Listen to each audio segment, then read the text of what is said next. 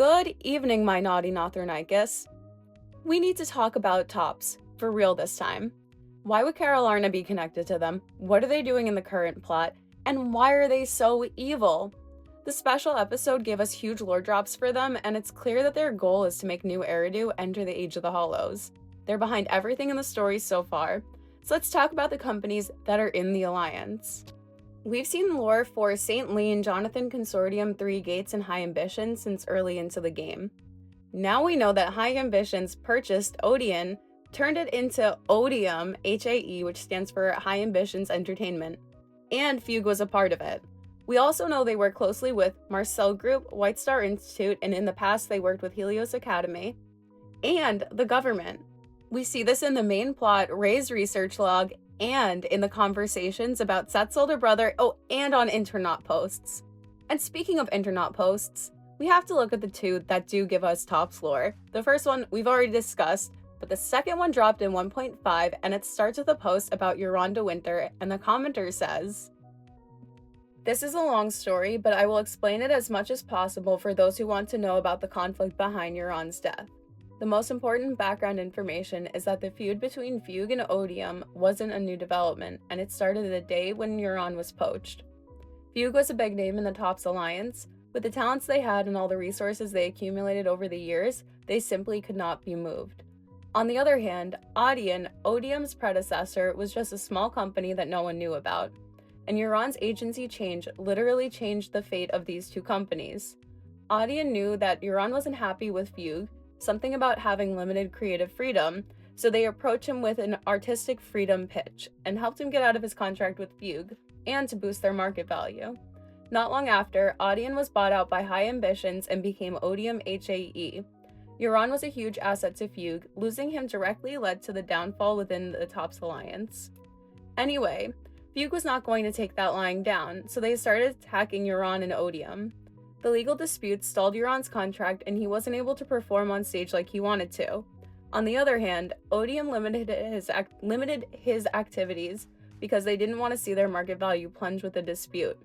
Caught in the middle, Euron was both physically and mentally drained because he lost the medium through which he created and performed. Guys, I think they're actually evil. Look at the Miyabi trailer. How shall we proceed, Miss Consultant? Considering its current progression, Argos will completely swallow Shuyu number 7. You want to blow up the Shuyu pillar? A large enough explosion could annihilate all ethereals in the Hollow at once, including Lerna. I can't accept that. How could you? Call it standard procedure. 147 civilians, 36 PubSec officers, 17 investigators, 8 executive officers. That's 208 casualties. Far more than standard. But compared to the civilians outside Argos, it's a worthwhile sacrifice. Right, and it'll protect High Ambition's assets east of Argos too. Real worthwhile. Are you accusing Top? They clearly care more about profits than anything else, and they have the most to gain if New Eridu is forced to use products and services from the companies in the Alliance. If the Hollows consume New Eridu, the medication, eye implants, and corruption-reversing treatments that Jonathan Consortium is developing would have to be used. Three Gates and Jonathan Consortium would be able to make money making corruption-resistant buildings, and High Ambitions would sell them insurance and loans for those homes. High Ambitions is the most important company in the Tops Alliance that we've seen so far. Look at how they talk about them. And this is just Odium, one small part of their company. Now the name Odium is clearly playing on the singing, but we also have a mention of an ode in the prophecy mission. O foolish slayers of the prophet, you have bid farewell to a true paradise. As for you, imposter hero, our paths will cross once again in the future. The ode shall resonate throughout New Eridu. Interesting, right? I mean, I'm not going crazy. Those have to be connected. I think High Ambitions is the company who's responsible for the fall of the old capital, and they needed to cover it up any way they possibly could. They're also founder of the company is also probably the person who's an overzealous religious cult member. I mean, like, let's be real. They're the one who's worshiping the Hollow. Sarah just sounds like she's over it the whole time. She's like, I want to get my bag and go home. Cut the sarcasm. I'm being sincere. Vision Corporation is done for. Hand has what's in the monument. Nullface's attack failed. And don't even get me started on the idiots who couldn't take over the Outer Ring or those worthless gangs. The plan can't proceed without the sacrifice sample. You want me to butt heads with the Void Hunter from Section 6? Or am I supposed to be the honest and noble commander now? A plan is just a tool to reach a goal, not the goal itself. True believers know how to adjust or create new plans according to the circumstances. Let me make this clear. We're equals. I don't need you telling me how to do things. Don't get all worked up. I'm here to help you formulate a new plan. Take a look at this.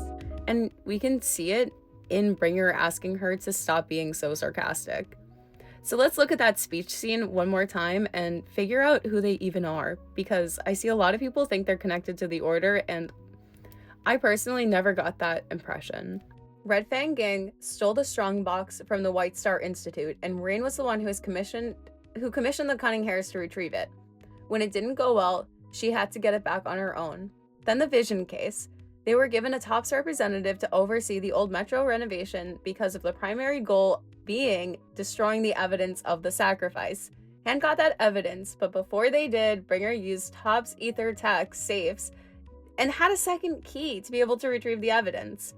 It was unsuccessful, and Hand still got the evidence connecting TOPS to the fall of the old capital. Then, with the virtual revenge episode, TOPS funded the new VR system in the HIA, and knew Nullface had been targeting the HIA for years.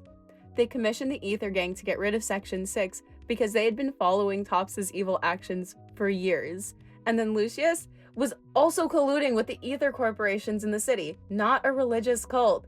And the guy in Haramasa's agent story was making medication, and he says the same thing as Bringer, the Age of Hollows.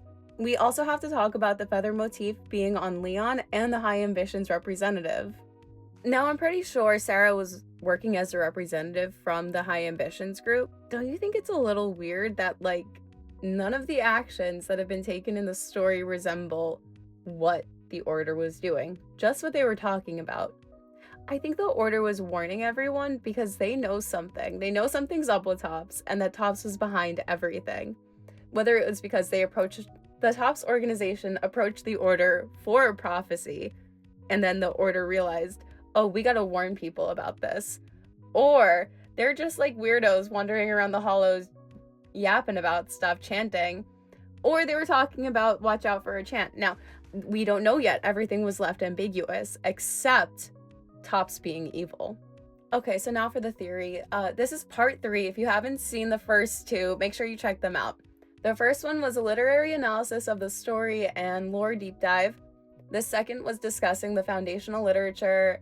Literature uses inspiration, etymology, mythology, and history that inspire the story. How the writers are subverting these expectations of the tropes and responding to the literature that inspired the plot. In response to Plutarch's essays, the writers are agreeing that humans are silly and stupid sometimes, gooning is in our nature, but we can still be good people. And it's a serious TLDR of all the personal philosophies that we see explored in ZZZ. The main point is that Belle and Wise, their personal philosophies are evolving congruently with their other character growth. We get to see them interact with characters and items with flair text that embody all of the other philosophies discussed in Plutarch's essays. So I do think that this ode, the hymns, the chants are all kind of inspired by the Delphic hymns and how people interpreted them if they weren't a part of that cult.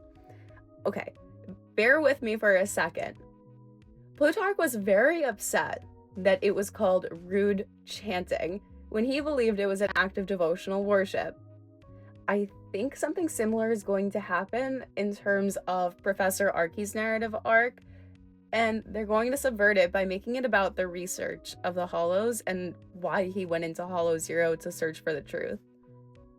So after the major plot twist about Carol Arna actually being an advisor to TOPS, I think we're going to get a redemption arc for Sarah, especially after the voice acting direction changed.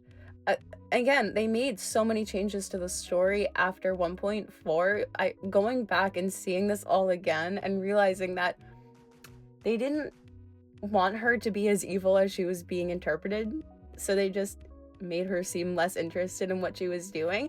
And when she was having fun, she was doing business. I think her tone, her attitude, and how she's acting after the changes really shows that she might be the one to defect from the Topps Alliance, specifically High Ambitions, and expose their nonsense, their evil wrongdoings. So, do you think she will, or do you still think she's part of the Order?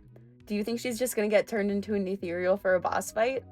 And then on another note, do you think the Order was warning the Defense Forces or celebrating the prophesized fall of the old capital? Let me know what you think. Thank you for watching. I'll see you in the next one. And if you have any suggestions for other content you'd like to see, please tell me. Thank you so much.